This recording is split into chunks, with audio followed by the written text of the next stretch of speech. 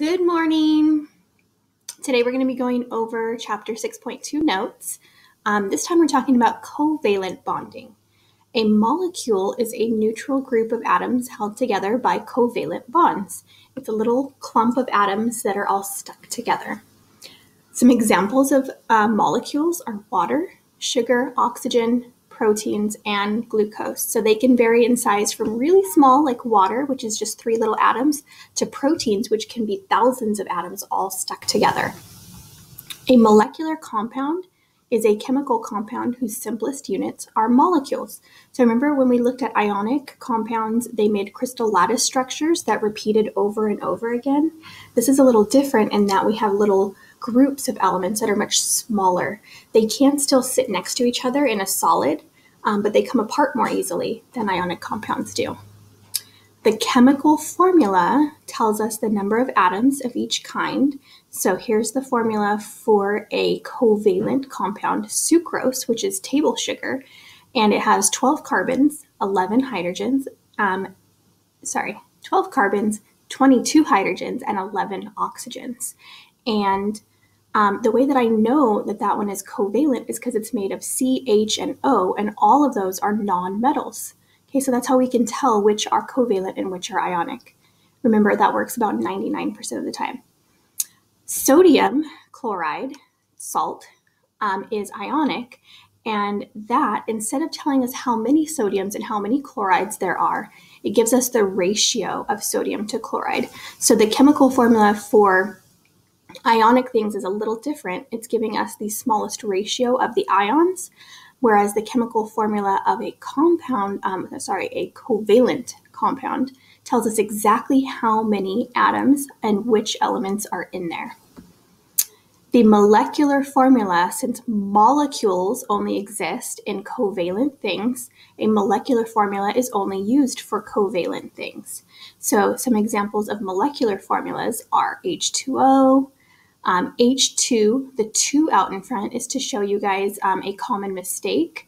That does not mean that there are 4 hydrogens bonded together. It means you have 2 sets, just like I drew down here with these little circles. You have 2 sets of H2 molecules. So H2, 2 hydrogens stuck together, and you have 2 of them. They're separate. And then I have O2 right here. And lastly, CH4 looks something like this. That's a 2-dimensional version of a 3-dimensional molecule, and that is methane. Okay, I would like you to look at figure 5 on page 179.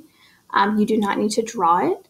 That is an energy diagram of the molecules. So what I want you guys to notice is that when they're apart, they're at a higher energy state. So oxygen by itself, for example, it does not have a full octet, so it is a higher energy.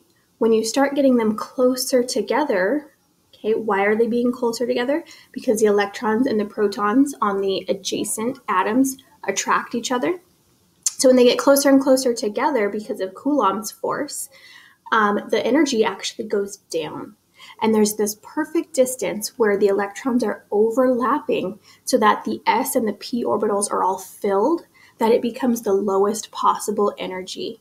And that is the length of our bond. So between the O2 atoms right here, between this oxygen and this oxygen, there's a perfect distance where actually they would be overlapping here, not just touching, they'd be overlapping.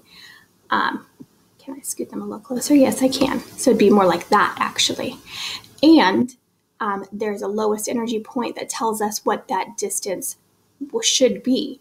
If I get them too close together, so on the opposite extreme, if I push them too close, then the nuclei become too close and they start repelling each other and they're going to push away. So it's almost like a little spring that's balanced between the attractive forces of the electrons and the protons, and then the repulsive forces of the proton and the proton pushing away from each other. Okay, and so bond length is the average distance between 2 atoms that are bonded together. Bond energy is the energy required to break them apart. So remember, anytime you put atoms together, they are going to release energy. And then if you want to take them apart, you have to put in energy. Let me get my little atoms.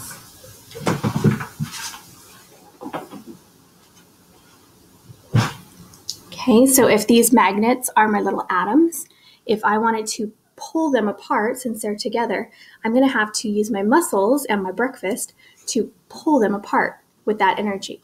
Okay, if I put them together, all I do is let go, and it's going to release. I hear it. It releases energy, and it turns that potential energy between them. Okay, I can feel the potential energy, and it turns it into kinetic energy. Okay, and then it releases. So coming together, releases. If I want to break them, like I'm doing right here, it says the bond energy is the energy to break. It's going to be a positive number because you're putting that in. Okay, the octet rule we've talked about before. Remember that it only applies to the S and the P block orbitals. So let's look at the S and the P block. These, so S is, close this off, electrons. The S block right here is the pink area. Those want to have they have 1 or 2 valence electrons that they're going to tend to get rid of, right? Because underneath those 1 or 2, they typically have a full octet and they're more stable once they've lost those outer electrons. So that's the S block. For the P block over here, these guys are closer except for boron's group, which only has 3. But these ones tend to be closer to having a full set. So they are either going to share electrons in a covalent bond, or they're going to take electrons to fill up their octet. So why do atoms make bonds in the first place? A lot of you guys nailed this on the test. It's because we have attractive and repulsive forces going on. And when you put the two together, when you put those attractive and repulsive forces together, you actually lower the energy of each atom. And that is the goal. So the goal of the atoms is to have the lowest possible energy. Okay, so they are going to interact in a way that the electrons between the 2 positive charges reach a low energy point. Okay, and that tends to happen when the S and P orbitals are all filled up. And when S, which has 2, and P, which has 6, are filled, they have 8 outer electrons. And that's the octet rule. It does not apply to these guys. We'll learn more about them in AP chemistry. And it does not apply to these guys. So the D block, these have D orbitals, and they behave very differently. And the F block is extremely strange. So we're going to ignore them for honors chem. All right. Diatomic molecules. Diatomic means 2 atoms together. And there are 7 elements that always exist in pairs. Okay. And the way that I remember them is they are nitrogen over here. So nitrogen, which is element number 7. Oxygen right next to it. Fluorine, chlorine, bromine, and iodine. That's only 6. The 7th one is hydrogen, which is off usually by itself right here. Let's do it by properties. Hydrogen over here by itself is the 7th element. Those are always in pairs. So they're going to exist as H2, N2, O2, F2, Cl2, Br2, and I2. And that is because the halogens are just missing that 1 electron. So when 2 of them come together, they can share, and that fulfills their octet. So they're always going to find a buddy and stick together. Okay, so they're always in pairs, and that's called a diatomic element. There are some exceptions to the octet rule. These are weird elements that will not have 8 around them. Hydrogen, which wants 2 because it only has that 1 s orbital, so it can only hold 2. Once it has 2, it's at its lowest possible energy. Beryllium tends to only have 4 electrons around it, and boron tends to have 6. And when we look at the periodic table, it's pretty easy to remember those exceptions. So here's hydrogen. It wants 2. Beryllium is right below on a diagonal. It wants 4 electrons, and then we skip over to boron, number 5, on the periodic table, and it wants 6 electrons. So it goes 2, 4, and 6 for these elements. All right, so that's how many they want to make. And it's because of their orbital diagrams, the orbital notation for the electrons, which we're not going to get into. Okay, so examples, beryllium chloride, that one has 2 chlorine atoms bonded to the beryllium, which are each sharing electrons with beryllium's 2 valence electrons.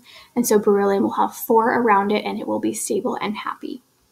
Okay, some elements can have more than 8. We call those expanded octets, especially when you put them with fluorine, oxygen, and chlorine. They can have more than 8.